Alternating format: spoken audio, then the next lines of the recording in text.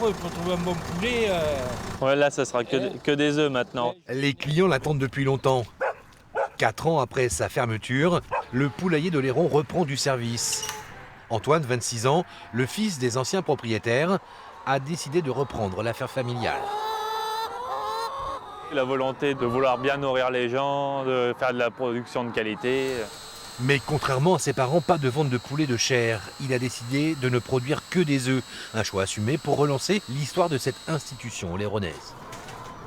Même s'il faut que je trouve un salarié, ce sera quand même bien plus facile de trouver quelqu'un qui veut ramasser les œufs et tout ça, que de faire de l'abattage et l'aspect un peu moins plaisant de l'élevage. D'autant que l'œuf est devenu l'aliment refuge d'une période où les ménages traquent la moindre économie. C'est un apport en protéines beaucoup moins coûteux que la viande et le poisson. Avec ses 500 poules, Antoine vise dans quelques temps une production d'1 millier d'œufs par jour environ. Et ce sera du producteur au distributeur, mais automatique. Les consommateurs vont devoir eux aussi changer leur habitude. Ça fait beaucoup de changements pour nos clients qui étaient habitués à venir.